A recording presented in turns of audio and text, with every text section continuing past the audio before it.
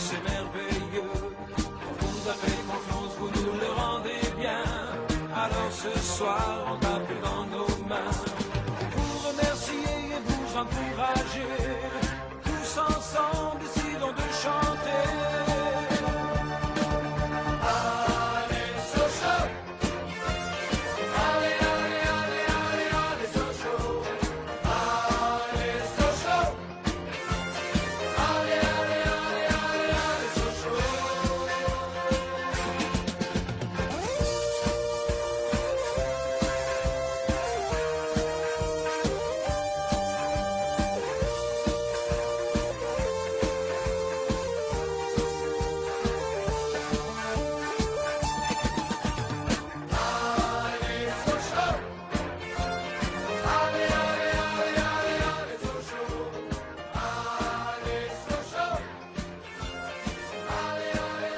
Bonsoir à toutes et à tous, bienvenue dans votre émission Soyons Sport. On est ensemble de 18h à 20h pour refaire un petit peu toute l'actualité sportive dans la région, mais aussi au plan national et international.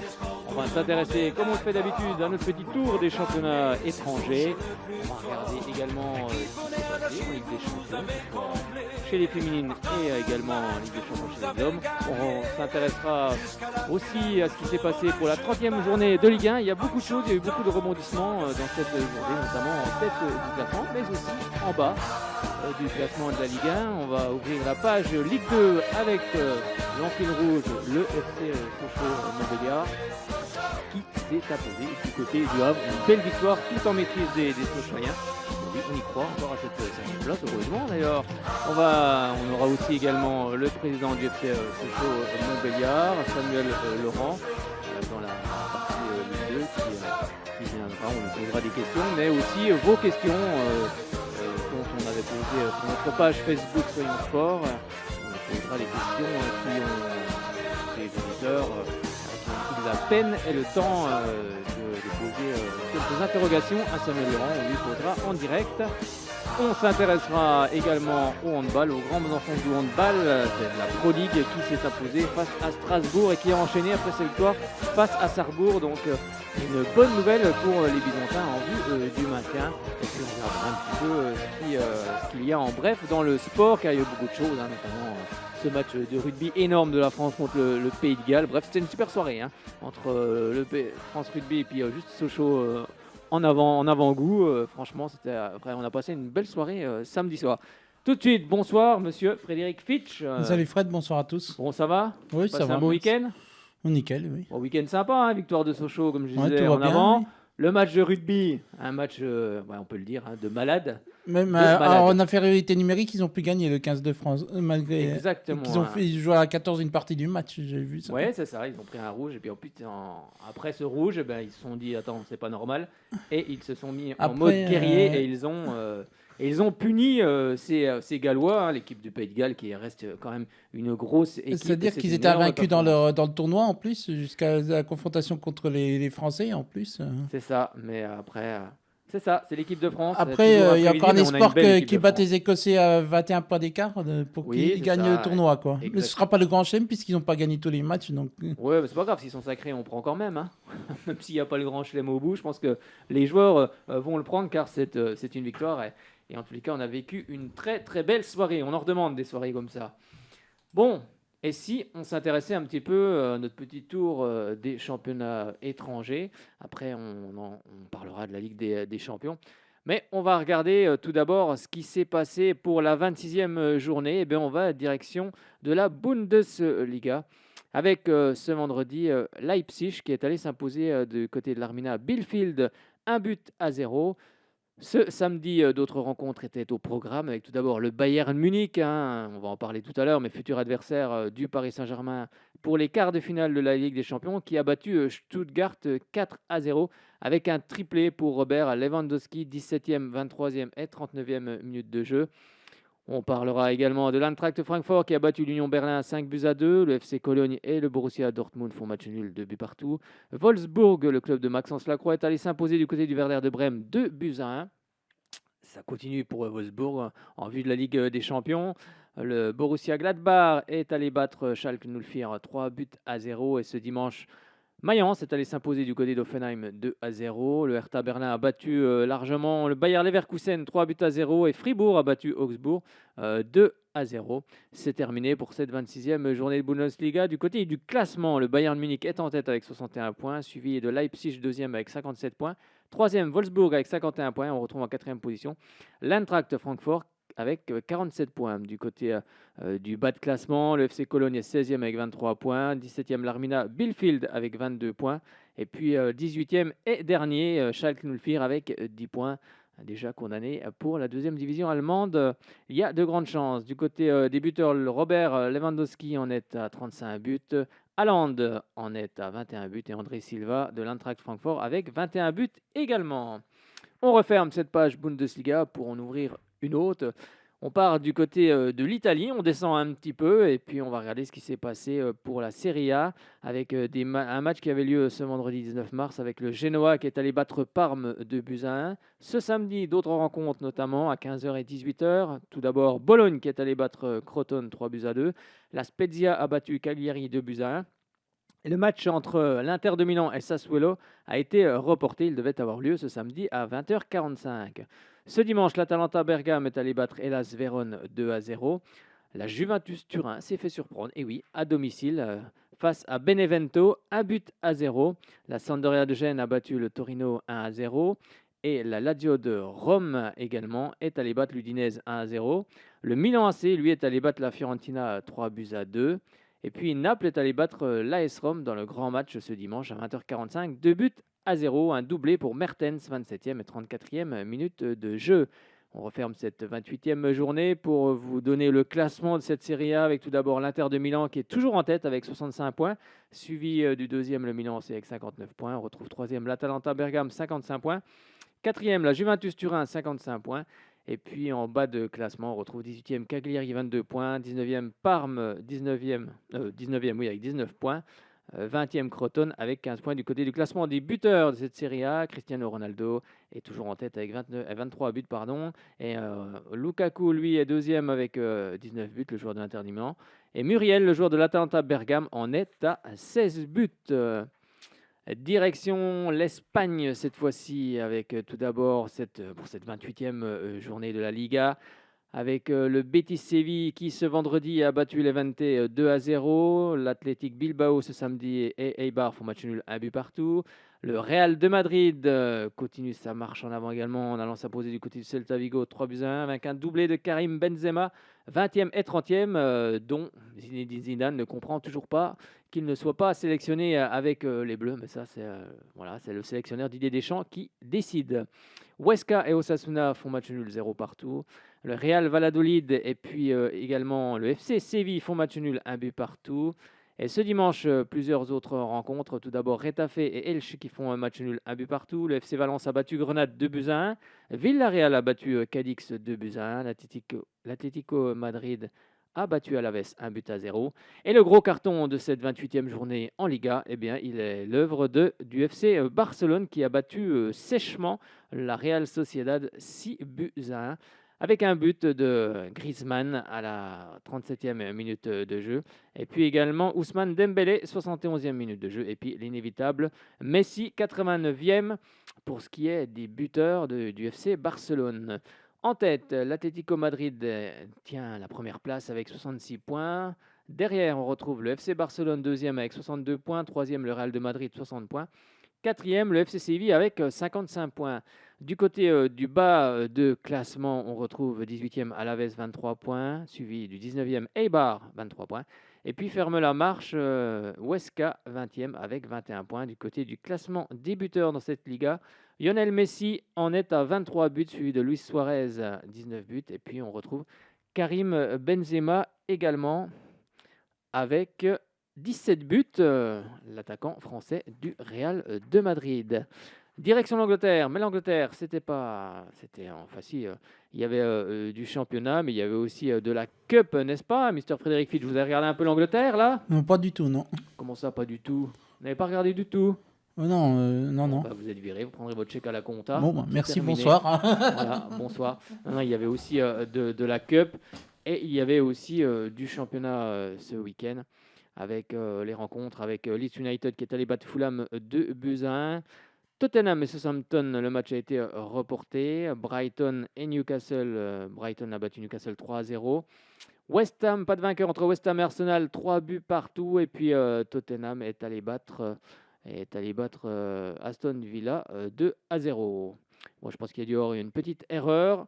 On va regarder ça. Et ensuite, il y avait aussi de la Cup au programme, avec différents matchs ce 21 mars, avec tout d'abord Leicester-Manchester United. C'était le gros match. Et finalement, c'est Leicester qui s'impose 3-1. Southampton, lui, avait battu Bournemouth 3-0. Et puis également Chelsea qui a battu Sheffield United 2-0. Et puis également Manchester City qui est allé battre Everton 2-0. Alors les demi-finales de cette FA Cup auront lieu le 17 avril 2021. On retrouvera à partir de 16h Leicester-Southampton. Et puis également dans l'autre demi-finale, on retrouvera le même jour à la même heure Chelsea-Manchester City. Ça promet d'être une belle affiche, n'est-ce pas, monsieur Frédéric Fitch? C'est un match à suivre. Ça va être sympa, hein? Ah oui, ça devrait être sympa. Ça peut être sympa. Bon, je crois qu'il y a une petite erreur dans mon truc parce que dans ma fiche, parce que je vois qu'il y avait Tottenham. Attends, je vais regarder. Il y avait un problème avec Tottenham Southampton qui a été reporté. Et puis ensuite, je vois au-dessus.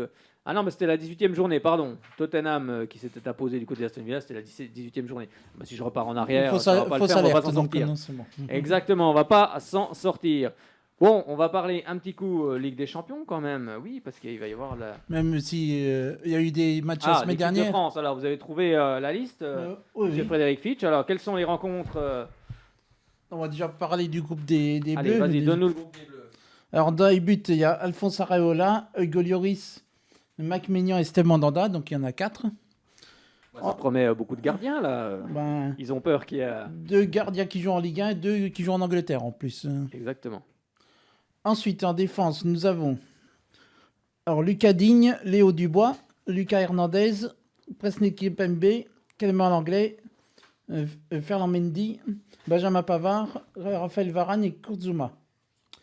En milieu, nous avons N'Golo Kanté, nous avons Tanguy Ndombele, Paul Pogba, Adrien Rabiot et Moussa Sissoko. Donc, des habitués. Oui, qui sont souvent appelés par Didier Deschamps. Puis le plus souvent utilisés, pour la plupart.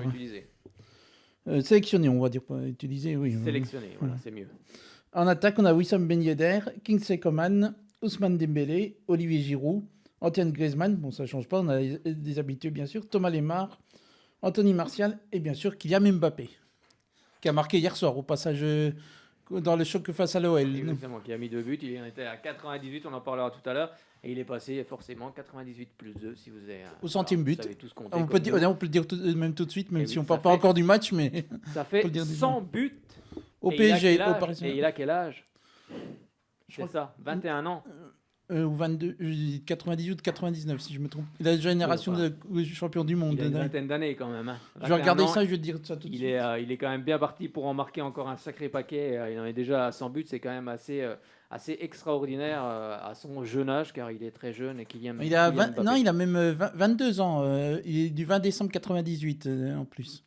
Oui, il est très jeune. J'avais dit 21, je n'étais pas très très loin. Donc il a 22 et demi, on va dire. Alors, tu nous as donné l'équipe de France, mais c'est pour faire quoi cette équipe de France? Alors, je vais donner le programme d'équipe de France. Eh oui, donne-nous un petit peu le programme, fais-nous un petit peu saliver, parce qu'on sait qu'il y a un gros match de rugby vendredi soir, France-Écosse, mais est-ce qu'on va... Comme il n'y a pas de championnat de France, donc on va pouvoir profiter un peu du 15 de France ce vendredi. Oui, bien sûr. On reviendra tout à l'heure, bien sûr. Tout le pays va les pousser pour aller chercher... cette victoire et puis surtout de sûr c'est que le premier match est mercredi contre l'Ukraine pour les Bleus en foot puisque le rugby c'est le dernier. 20h45 sur nos amis de TF1 avec Grégoire Margoton comme d'habitude. Hein. Oui, comme à l'accoutumée on va dire. Et puis ensuite il y a un second match il me semble bien. Oui, il y en a même 3 même. Le suivant c'est dimanche mais à 15h vu que c'est au Kazakhstan donc. Oui, compte tenu du décalage horaire, donc ce sera dimanche après-midi. On commence à regarder les matchs à minuit, ça va pas le faire. Hein. Déjà que. Ouais, il y a déjà eu des coupes du monde à l'autre bout du monde, comme au Japon c'était le matin ou aux États-Unis c'était le soir, par exemple. 13h c'est déjà compliqué. le dimanche. C'est un peu une heure de Ligue 1, on peut dire 15 heures. C'est une heure de... Oui, c'est D'un déjà dimanche mieux. en Ligue 1, justement 15 heures. 15 heures, c'est déjà pas mal. Mais bon, après, il faut satisfaire aussi, la Chine qui... pour eux, c'est un match qui, à 13 heures, le match équivaut Surtout que à le 20 football heures. français est très suivi du côté de la Chine. Bah, tant mieux, tant Mm. mieux. Alors, Bah, et ça- ensuite, alors, donc les 2 autres matchs, tu m'as dit, dimanche puis- 15 heures contre le Kazakhstan. Et Et le puis- dernier, c'est mercredi prochain, le 31 mars, à 20h45, où ils vont en Bosnie-Herzégovine. Eh ben dis donc, tout un programme. Donc, Ça va être assez sympa tout ça. qui autrefois, c'était l'équipe de Yougoslavie il y a un certain temps déjà. Oui, c'est ça, c'est vrai que c'était l'équipe de Yougoslavie. Alors, on va parler Voilà. maintenant. Oui, c'est ça, c'est le programme Mhm. de cette équipe de France. Des matchs amicaux, hein, bien évidemment. Non, c'est les éliminatoires de la Coupe du Monde déjà. C'est ça. Je voulais te l'entendre Pour la dire. prochaine Coupe du Monde. Je voulais te l'entendre dire. Puisque Donc, l'Euro, c'est déjà. L'Euro, bon, ça y est, ils sont qualifiés d'office qui Oui. devrait avoir lieu en juin prochain dans plusieurs pays, on le rappelle. Donc, C'est ça, mais ça peut changer. Hein. Attention. Ça peut changer, car avec le Covid, mais déjà qu'il y a- ils ne sont plus sûrs. Il y a déjà un pays, l'Israël, qui s'est porté candidat.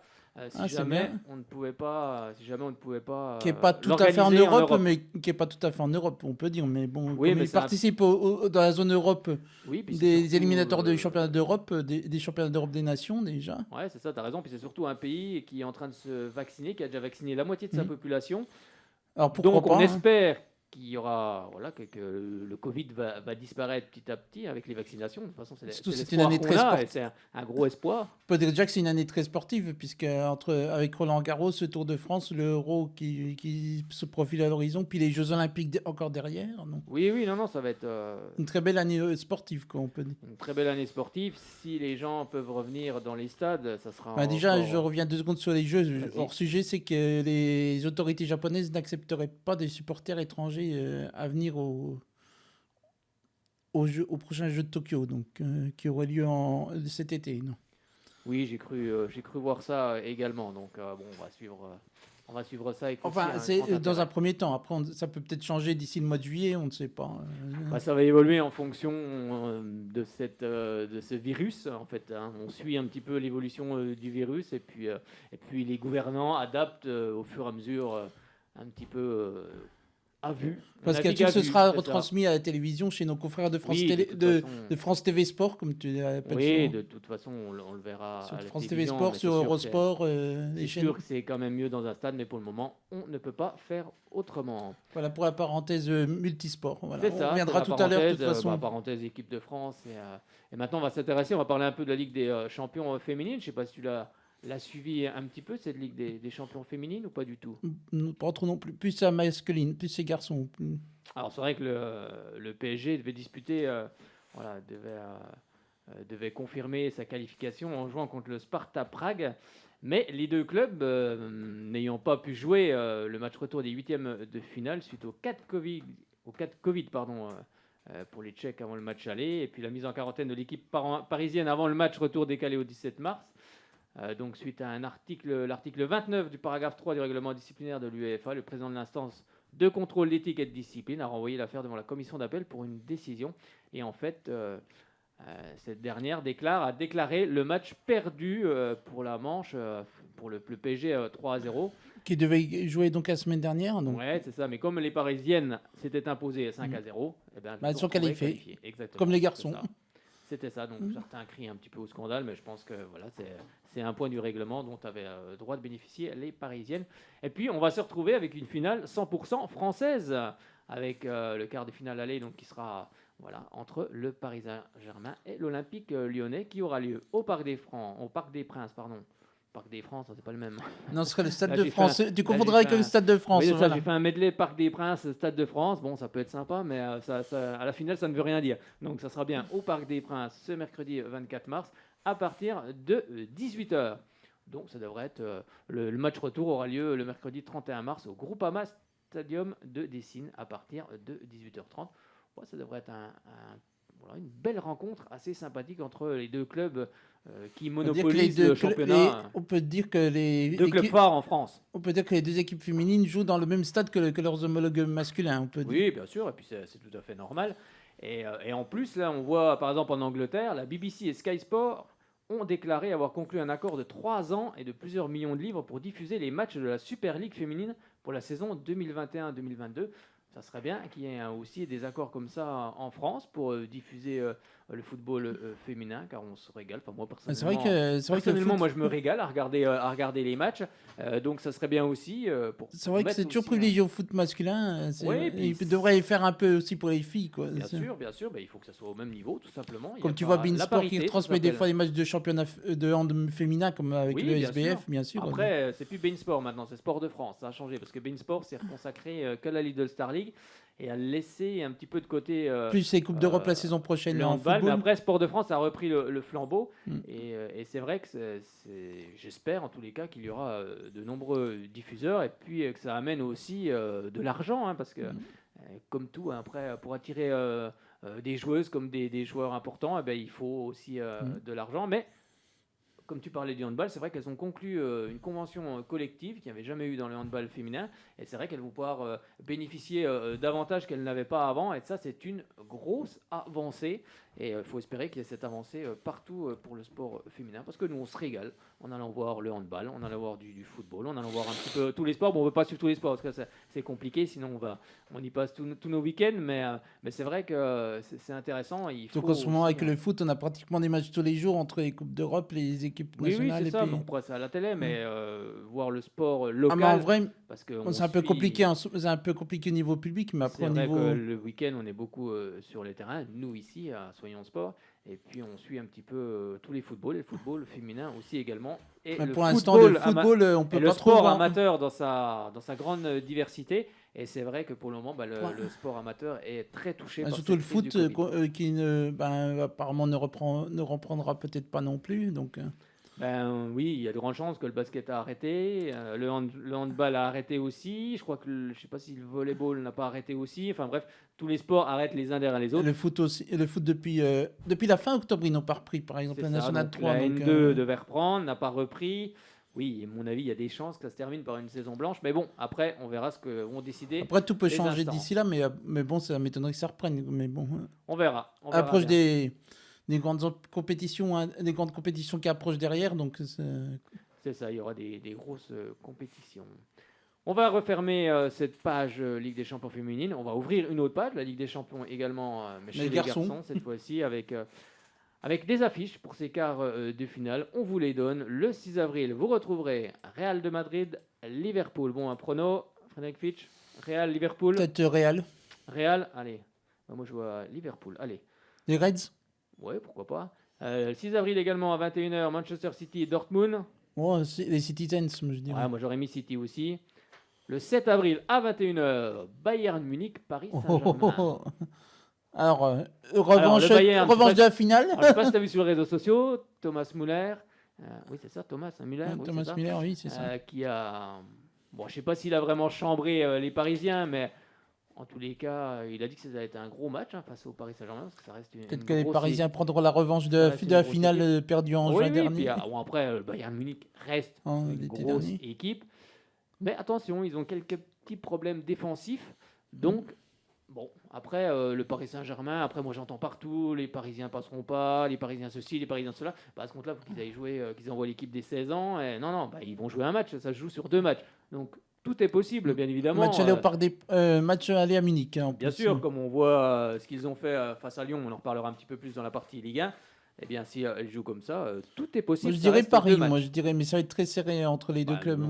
On va être chauvin sur ce coup-là. Moi, je dis le Paris Saint-Germain. Il faut soutenir les clubs français quand même. Une revanche de la finale de la saison dernière, voilà. Oui, exactement. Alors, la revanche de la finale de la saison dernière où ils n'avaient perdu que 1-0. Oui, ils avaient quand même tenu. Ils n'avaient pas pris une raclée, ils avaient eu des occasions. Donc, on espère bien évidemment que le Paris Saint-Germain s'imposera, puis ça fait surtout des points UEFA, car il n'y a plus qu'en course en Coupe d'Europe du côté de la France. Et le dernier match, ce 7 avril, Porto qui recevra Chelsea à 21h. Moi, je dirais peut-être les Blues. Moi, attention, moi, je mettrais bien un petit billet sur cette équipe de Porto quand même. Surtout que c'est les Portugais qui reçoivent en premier. Donc... Exactement, et en plus, Thomas Tuchel a dit que son équipe de Chelsea était un peu fatiguée. Donc, bon, attention.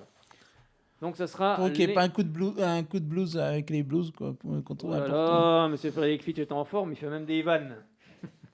Non, Bon. non, faut mieux de Chauvin, c'est vrai, comme Eh tu oui, dis. mais bien sûr, on supporte quand même les clubs français, c'est quand même Donc un rendez-vous minimum. les 6 et 7 et je crois 12 C'est et ça. 13 pour les matchs retour. Oui, exactement. T'as La tout, semaine, t'as tout 13 et dit. 14, pardon, pour les Allez, matchs je vous retour. donne l'Europa League cette fois-ci, avec les quarts de finale également. Avec ce 8 avril à 21h, on retrouvera Arsenal Slavia Prague. On retrouvera également Grenade Manchester United. Et puis 8 avril aussi à 21h, l'Ajax Roma. Et puis Dynamo Villarreal. Allez, un petit mot, qui c'est que tu vois en finale, toi? Compliqué ça. Arsenal, Slavia Prague, Grenade, Manchester United, Dynamo, Villarreal, Ajax, Oh, Roma. peut-être une finale anglaise, peut-être. 100% anglais, Manchester Ah, United, Arsenal. oui. Ah, moi je les vois bien sortir à Prague. Belle équipe, Prague, hein, attention. Belle équipe, Faut faire costaud, attention, oui, c'est vrai que. très belle équipe. Donc, et Arsenal n'est pas en grande forme. Donc, Les Gunners, moi je vois bien Prague sortir Arsenal. Après, pour la finale, c'est compliqué, hein. Moi je vois bien Manchester United aller au bout, pardon. Oui, au bout, oui. Oui, au bout, pas au bout, hein, parce qu'ils vont pas jouer à la pétanque, hein, à moins qu'ils aient une équipe, hein, peut-être qu'à Manchester, Peut-être, ça, on saura sans doute jamais. ils ont peut-être une équipe de pétanque. Bon, c'est plus peut-être un sport français, mais maintenant la pétanque devient mondiale. Et puis, moi, je vais mettre, j'hésite entre l'AS Roma et l'Ajax. Allez, Manchester United, AS Roma. On verra si. Contre Roma, oui, pourquoi pas. Mais après, contre Ajax, ce serait un match de légende aussi.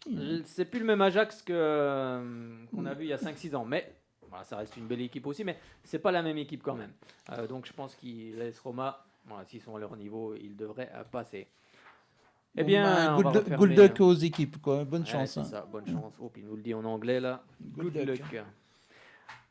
On va maintenant s'intéresser un petit peu, on va revenir du côté de la France et on va s'intéresser à la Ligue 1, à la 30e journée, car il y a eu beaucoup de choses. Mais avant tout ça, on va vous mettre un petit peu le jingle Ligue 1, c'est parti.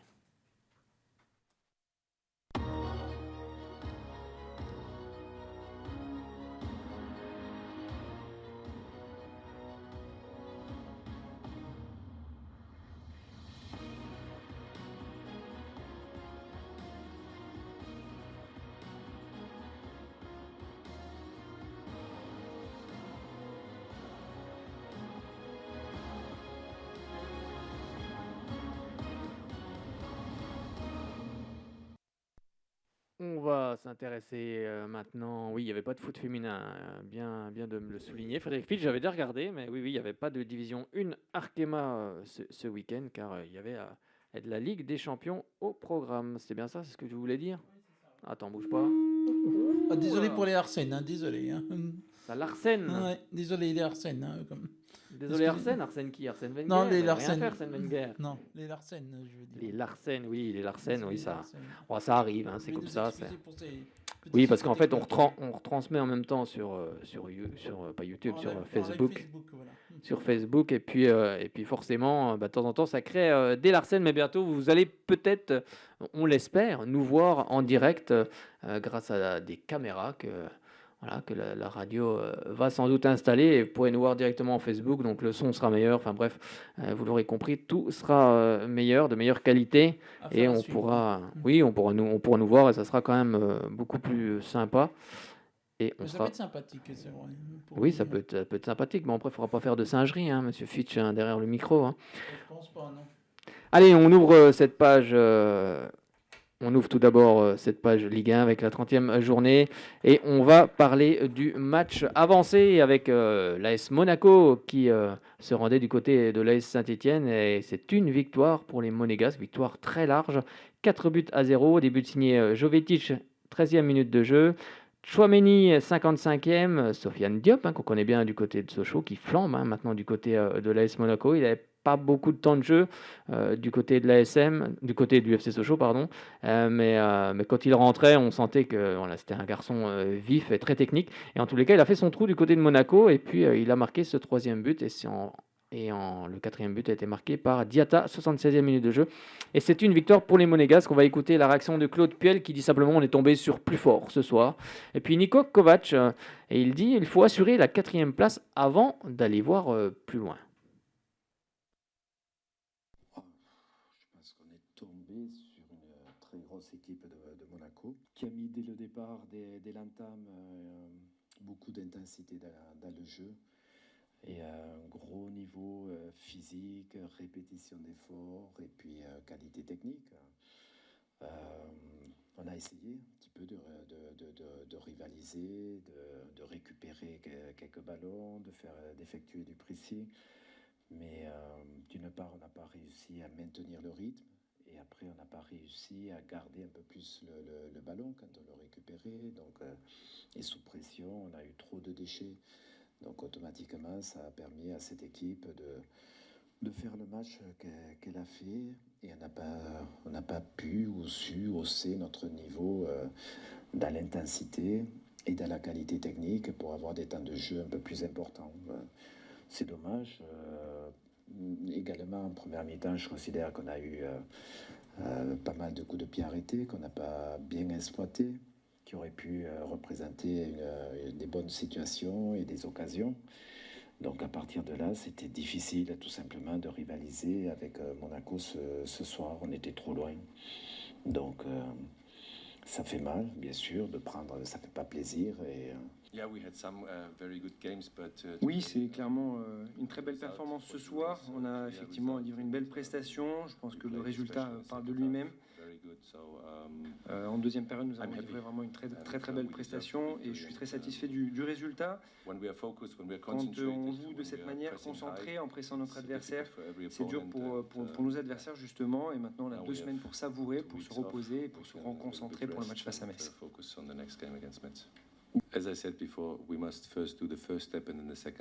Comme j'ai déjà dit à plusieurs reprises, d'abord je souhaite que l'on assure cette 4e place. Donc la première étape d'abord, une fois que ce sera acquis, on passera à la 2e étape éventuellement. Le classement est clair, c'est vrai, vous l'avez dit, on est à un point de Lyon et du Paris Saint-Germain. Je ne veux pas me projeter au-delà. Pour l'instant, tant que cette 4e place n'est pas acquise, je ne veux pas parler d'autres objectifs. On est conscient des qualités et de la puissance de l'OL, de Lille et du PSG, donc on va continuer comme ça pour l'instant. C'était Niko Kovac qui lui dit simplement on va attendre avant d'aller plus loin, il faut déjà assurer cette 4e place. On part cette fois-ci aux rencontres qui avaient lieu, notamment la rencontre du samedi à partir de 13h entre Metz et puis également Rennes. Et c'est Rennes qui va s'imposer dans cette rencontre 3-1. Début signé Doku, 18e minute de jeu. Ensuite, c'est sur penalty Martin Terrier, 38e. Rennes mène alors 2-0. Et ensuite, c'est Guirassy qui mène la marque à 3-0. Et finalement, c'est Yadé, 90e pour Metz qui va réduire le score. Mais ça ne suffira pas pour les Messins qui s'inclinent dans cette rencontre. On va écouter la réaction de Vincent Pajot. On prend 10 buts sur coup de pied arrêté. C'est ce qu'il le dit, le joueur de Metz. Le défenseur central de Rennes, Damien Da Silva. Marquer le premier but nous a fait beaucoup de bien. On va les écouter tous les deux. C'est quoi le sentiment qui prédomine? C'est un peu de colère parce qu'on n'a pas reconnu cette équipe de Metz. Quel est votre sentiment, vous? C'est quoi la question? Comment ça on n'a pas reconnu? En tout cas, il y a eu beaucoup d'erreurs, beaucoup d'imprécisions. Est-ce que c'est votre sentiment-là? Je pense qu'on fait une bonne première, comme le coach le dit, on est bien dans le jeu. Après voilà, c'est des faits de jeu, on prend des buts sur des faits de jeu. On n'a rien lâché, on a poussé même en deuxième mi-temps, malgré qu'on soit en supériorité numérique. Après voilà, c'est des équipes et quand on fait des erreurs, ça paye cash. Donc voilà, on est surtout frustrés. Quel a été justement le discours du coach à la mi-temps pour essayer de repartir du bon pied? Il a dit qu'il faut continuer comme ça, qu'on est dans le vrai, qu'on va être récompensé. Et puis voilà, c'est tout. Mais je pense qu'on fait une bonne deuxième. Et c'est des faits de jeu, on prend des buts, on pousse et on manque un peu aussi de réussite. Donc voilà. Bon, on voit le sourire, forcément il y a de la satisfaction après cette victoire. Ouais, forcément, on est satisfait, c'est une belle victoire. Malgré ces buts encaissés à la fin. On voulait rester solide jusqu'à la fin. Bon, on gagne 3-1, on va pas faire les fines bouches, c'est très bien pour nous.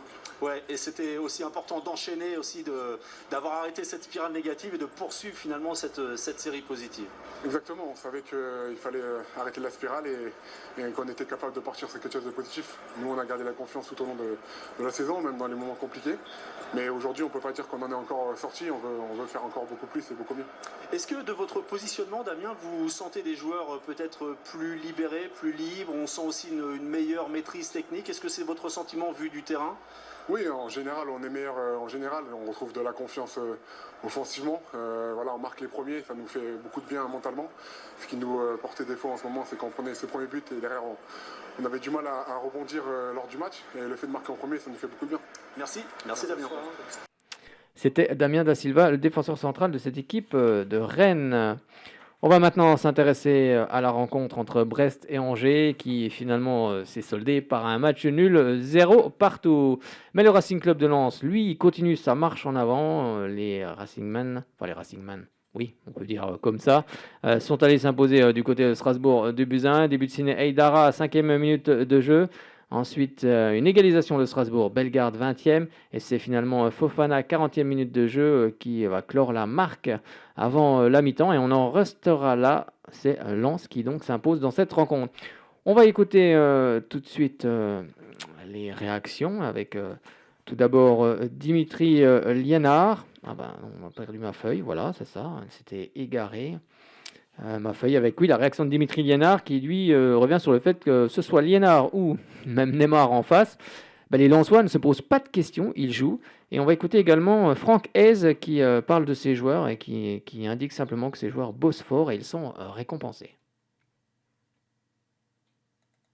Non. Après, moi, je reste quand même objectif. C'est-à-dire que, ok, j'ai perdu un match, il n'y a pas de souci. Je me remets au boulot à partir de mercredi pour aller essayer de battre Bordeaux. Mais dans l'ensemble, je ne suis pas surpris parce que ils ne calculent pas.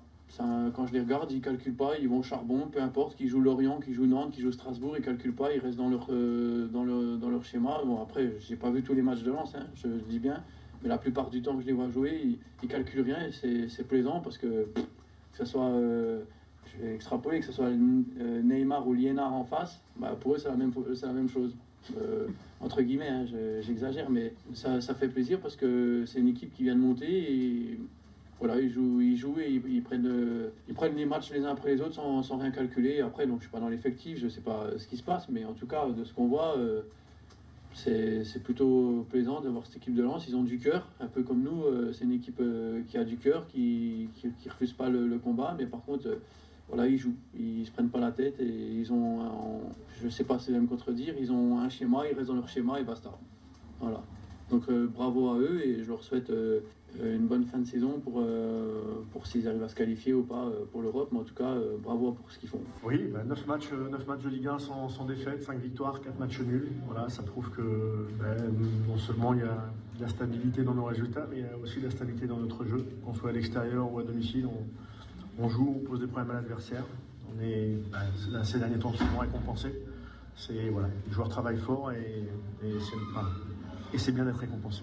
Oui, on avait fait une très belle entame de match. Pendant un quart d'heure, on menait 1-0, mais on était à ce moment-là beaucoup plus proche du 2-0. Et puis sur ce coup franc, aux alentours de la 20e, on se fait égaliser alors que l'adversaire n'avait pas eu grand-chose à se mettre sous la dent. Je pense que pendant un quart d'heure, ça nous a un peu déstabilisés. On a été moins entreprenants. Et puis après, on a quand même repris sur la fin de mi-temps. On a eu de nouveau la volonté de poser des problèmes. On a marqué ce deuxième but. Et puis après, on a, je pense, eu l'occasion de marquer ce troisième en début de deuxième. Et même si on ne l'a pas fait, on est resté solide jusqu'au bout. Et on est resté solide jusqu'au bout. Ben oui, vous m'avez pas dit, monsieur Frédéric Fitch, qu'il restait une rencontre qui avait lieu ce samedi. C'était Nice qui recevait l'Olympique de Marseille. Et c'est une victoire et une première défaite pour Jorge Sampaoli, mais une victoire pour les hommes d'Adrian Urcea.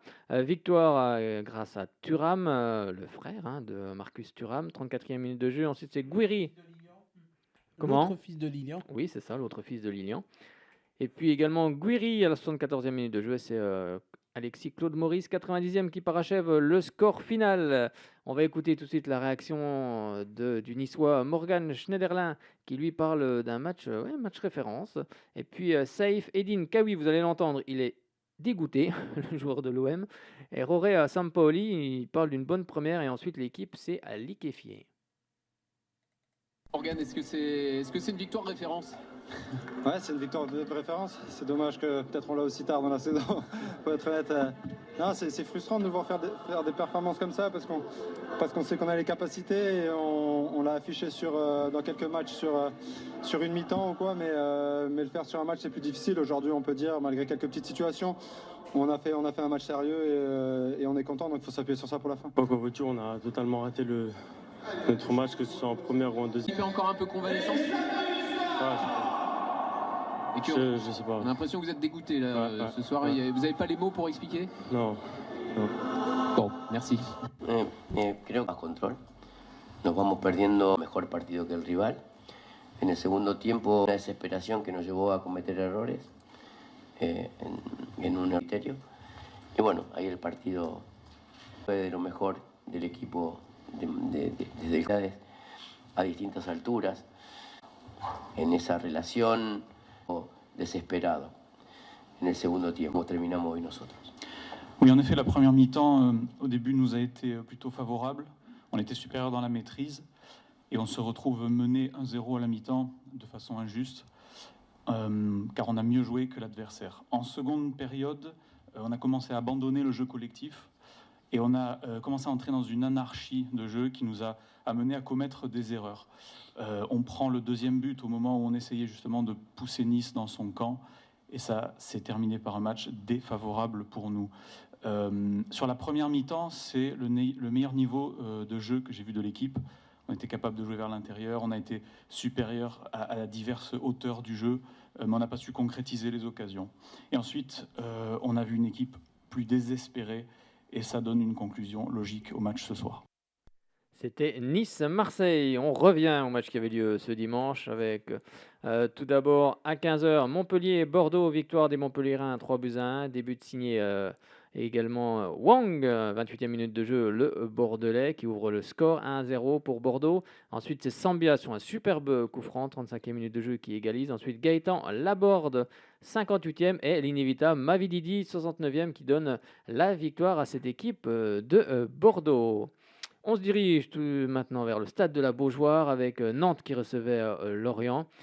Et ça part vite pour cette équipe de Nantes. On sent que la confiance est revenue avec Antoine Comboiré.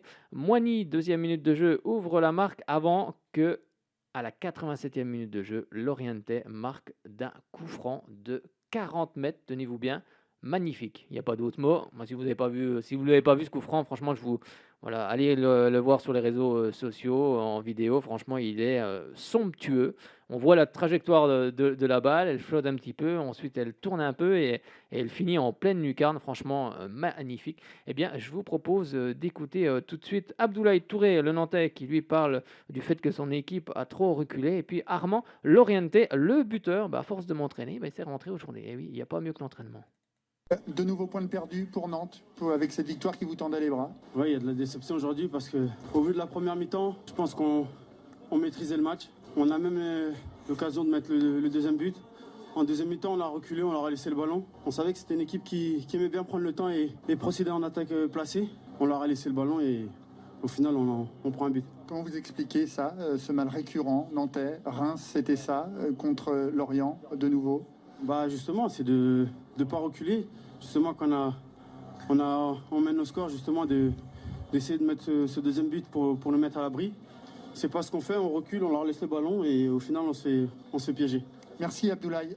C'est plus Ronaldo ou Juninho, votre façon de tirer là? Je sais pas. J'ai pioché un peu sur plein de joueurs qui arrivent à faire ce genre de trucs. Et à force de m'entraîner, maintenant ça marche. Et il faut que je continue comme ça. Vous l'avez tout de suite senti, racontez-nous un petit peu, parce que vous êtes à 35-40 mètres là des buts. Au début, je vous cache pas que je la vois partir dans les tribunes et après, au dernier moment, elle redescend et ça fait le bien de l'équipe, on va dire. Vous travaillez ça beaucoup à l'entraînement? Il y a un petit secret? C'est vrai qu'il y a une période où je m'entraînais souvent, mais maintenant, ça, j'ai pas envie de perturber le jazz, du coup, j'en fais un peu moins à l'entraînement. Et ça fait un très bon point pour les Lorientais? Oui, ça fait un très bon point pour nous et on est encore là et on va pas lâcher. La lutte va être âpre jusqu'au bout. C'est ça. Oui, la lutte va être âpre entre Lorient et Nantes pour justement se maintenir en Ligue 1 la saison prochaine. On va maintenant s'intéresser entre la réaction, tout du moins, pas la réaction, ça c'est après les réactions. Tout d'abord la rencontre avec Dijon qui recevait Reims. C'est encore une défaite pour l'équipe du DFCO. Un but signé de l'ex-jurassien qui a évolué du côté du Jura Sud Foot, Boulaïdia, 50e minute de jeu. Un seul but et surtout encore une défaite pour cette équipe de Dijon qui se dirige inexorablement vers la Ligue 2. Avec tout d'abord la réaction de David Linares qui lui dit il y a de la frustration, de la déception avec cette nouvelle défaite. Nous perdons sur une erreur, c'est cruel. Nous avons mis en place un nouveau système pour essayer de nous projeter plus vite vers l'avant. Nous avons eu des occasions de marquer, mais il faut faire mieux dans la finition. L'équipe est dans le doute. Il nous reste 9 matchs à jouer. Il va falloir les aborder avec fierté, avec honneur. Et David Guillon, lui, il dit c'est une victoire importante. Nous comptons 38 points, c'est un bon total. Quand on se rappelle que nous n'en comptions que 2 après cette journée, nous nous attendions à un match difficile face à une équipe qui se devait de gagner. Mon équipe a été sérieuse, disciplinée, elle a été efficace. Nous avons reculé après 70 minutes. Il faut que nous progressions dans ce domaine pour éviter de nous mettre en difficulté. C'était à la rencontre, la dernière rencontre qui avait lieu à 15h. Et on va maintenant s'intéresser à la rencontre qui avait lieu à 17h05 entre Lille et Nîmes. Nîmes qui se bat pour ne pas descendre et puis Lille qui se bat pour être champion de France. Et ça commence très mal pour cette équipe de Nîmes qui encaisse un but par Moussa Koné à la 12e minute de jeu. Et pourtant, c'est Xeka qui va égaliser pour cette équipe de Lille, 20e minute de jeu. Mais un manque d'intensité dans cette équipe lilloise qui a fait que Renaud Ripard, 45e minute de jeu, avec un petit piqué astucieux, double la mise pour cette équipe de Nîmes. Et surtout, c'est Nîmes qui va s'imposer dans cette partie. Alors, juste avant le choc entre Lyon et le Paris Saint-Germain, les deux équipes savaient qu'en cas de victoire, elles pourraient rattraper cette équipe de Lille. Donc forcément, ça allait donner, on l'espérait, un beau match du côté du parc OL. Eh bien, on écoute tout de suite la réaction du défenseur central José Fonte qui, lui, revient sur le fait qu'il faut défendre ensemble. Et puis Renaud Ripard, il reste encore des matchs, mais on va tout donner.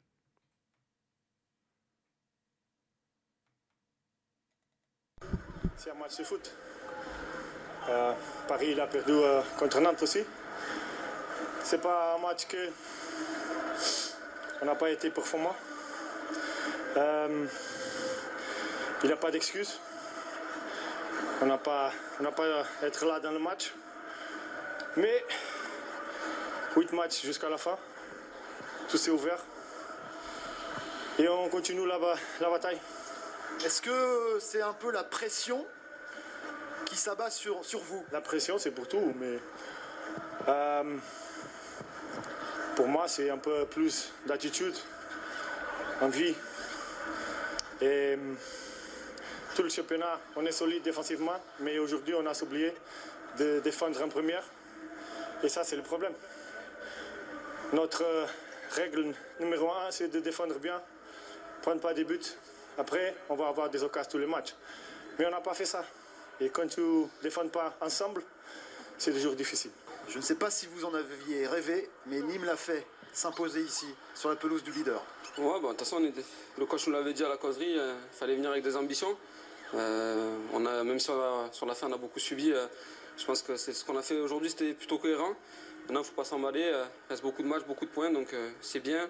On va récupérer un petit peu avec la trêve et puis après on aura le sprint final qui va être très excitant. Faut pas s'emballer, c'est votre rôle, mais dans le nôtre, à nous, on ne peut que s'emballer devant la performance que vous livrez ce soir. Oui, après c'est sur les derniers matchs qu'on fait, c'est cohérent. Je pense qu'à Montpellier, la semaine dernière, il nous a manqué un petit peu de fraîcheur pour tenir le score. Contre Nice, un petit peu de réalisme. Donc c'est bien, on est dans la continuité, mais encore une fois, on revient de très loin, on sait d'où on vient, donc on ne va pas s'emballer et puis on va continuer à bosser. Ça fait des années qu'on n'a pas eu un championnat aussi passionnant en haut comme en bas. Là, c'est la guerre aussi. Comment vous voyez la suite? Je pense que ça sera serré jusqu'au bout, de toute façon. Nous, on est heureux parce que peut-être qu'il y a un mois et demi, personne pensait qu'on se mêlerait au sprint final pour le maintien. Donc on est dans le bon wagon pour l'instant. Donc il faut encore une fois pas s'emballer, rester sérieux et garder surtout cet état d'esprit qui fait la différence. Et oui, quand on joue le maintien, c'est l'état d'esprit qui fait tout. Et il faut avoir un esprit guerrier. On va maintenant s'intéresser à la dernière rencontre entre l'Olympique Lyonnais et le Paris Saint-Germain.